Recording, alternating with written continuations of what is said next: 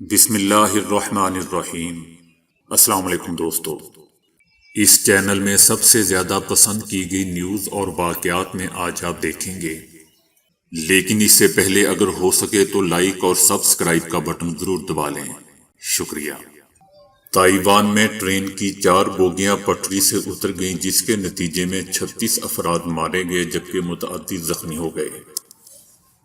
Taiwan کے شہر ہوالین میں 408 توروکو ایکسپریس مسافر ٹرین کی 4 بوگیاں ایک سرنگ میں پٹری سے اتر گئیں جس کے نتیجے میں 36 افراد مارے گئے جبکہ 75 سے زائد افراد زخمی ہو گئے۔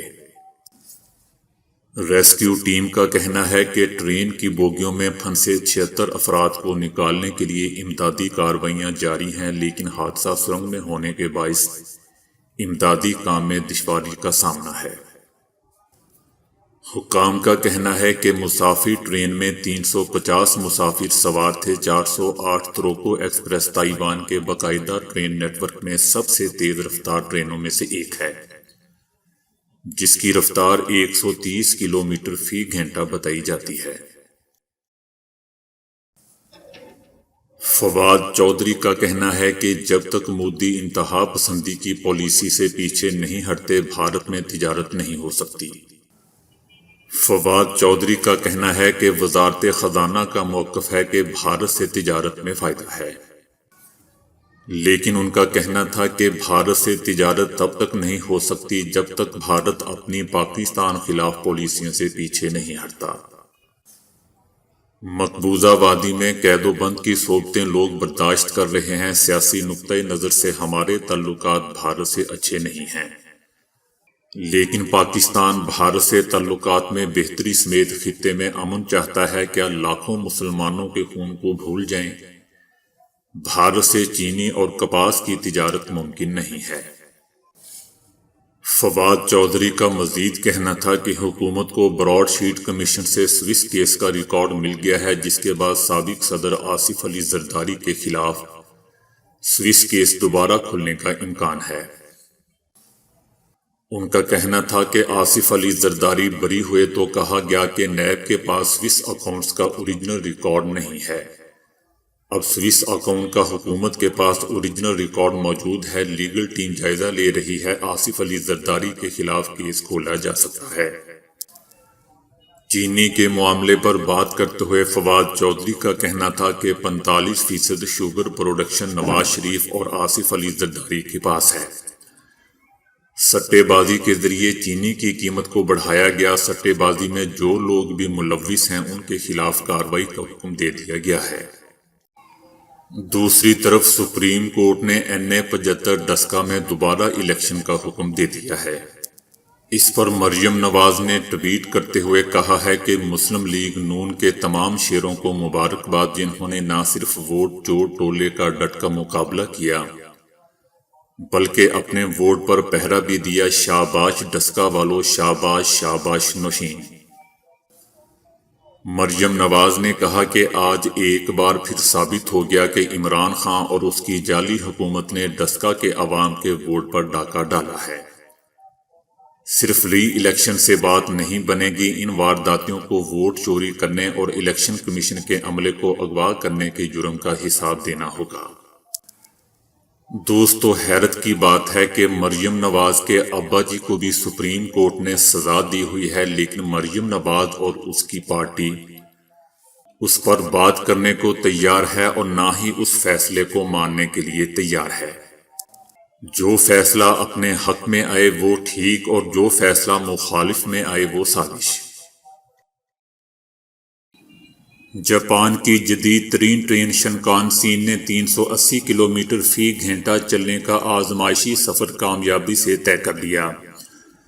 ذرائع ابلاغ کے نمائندوں کو جاپان کی جدید ترین ٹرین کی تیز رفتاری کا تجربہ کروایا گیا۔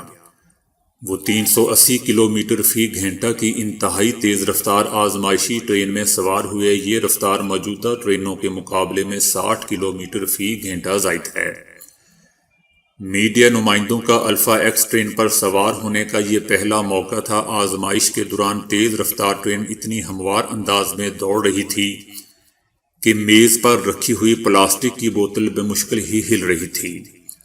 ہوا کی مزاحمت کو کم کرنے کے لیے اس کا مخصوص اگلا حصہ اب تک کی ٹرینوں سے زیادہ لمبا ہے۔ اس کے علاوہ جھٹکوں اور وائبریشن کو کم کرنے کے لیے یہ ٹرین نئے سسپینشن نظام سے لیس ہے۔ امریکہ سے تعلق رکھنے والے باپ بیٹے 4 دہائیوں بعد ایک دوسرے سے ملے تو رو پڑے۔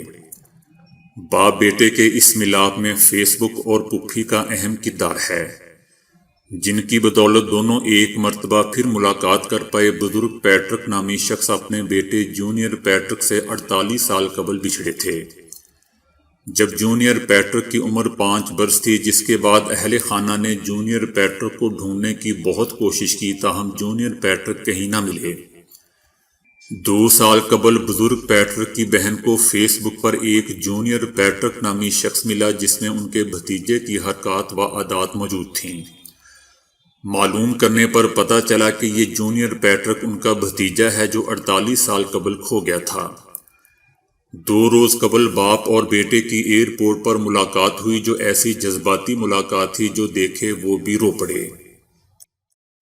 سعودی عرب میں برٹش کونسل نے انگریزی کے طلباء کی مدد کے لیے ڈیجیٹل لائبریری قائم کی ہے۔ اس کی بدولت طلباء انٹرنیٹ اور ای بک اور وائس باکس کے ذریعے اپنی انگریزی کی لیاقت یا قابلیت بہتر بنا سکیں گے، اور یہ کام وہ اضافی خرچ کیے بغیر انجام دے سکیں گے۔ انہیں اس لائبریری میں کتابیں، برطانوی اخبارات اور رسائل، شاندار فلمیں، کورس اور تفریحی وسائل مہیا ہوں گے۔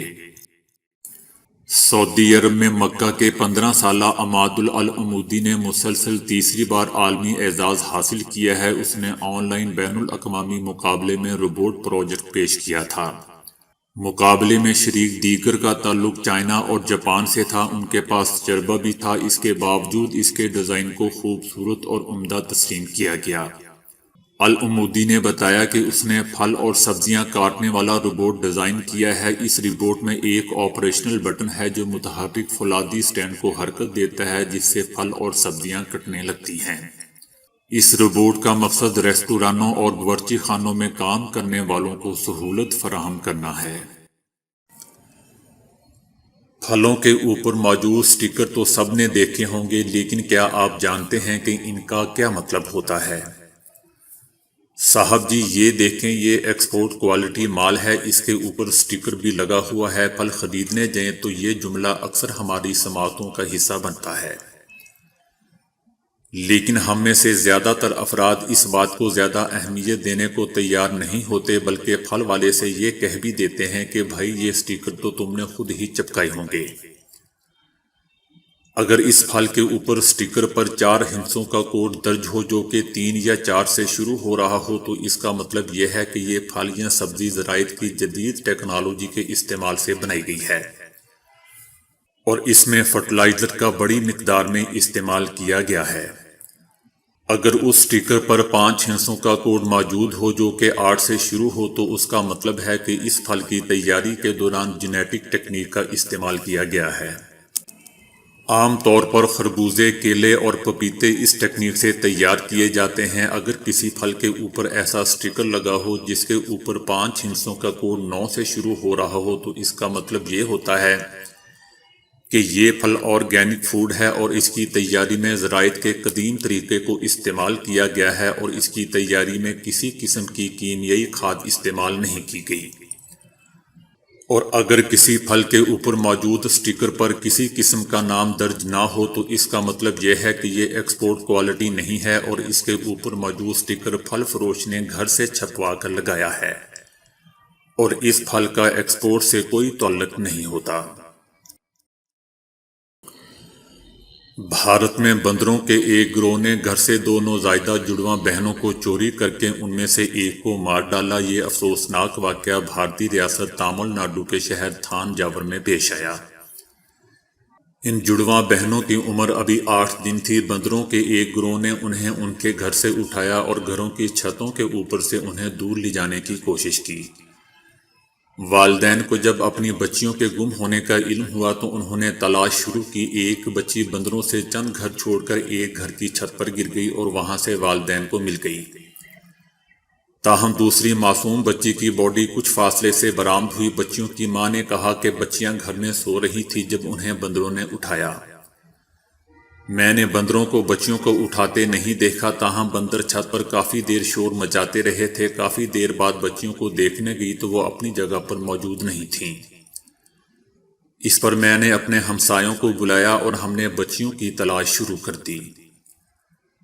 دوستو، یاد رہے کہ اس علاقے میں بندروں کی بہت زیادہ تعداد ہے۔ بندروں کے بچوں کو اٹھا لے جانے کے واقعات رونما ہوتے رہتے ہیں۔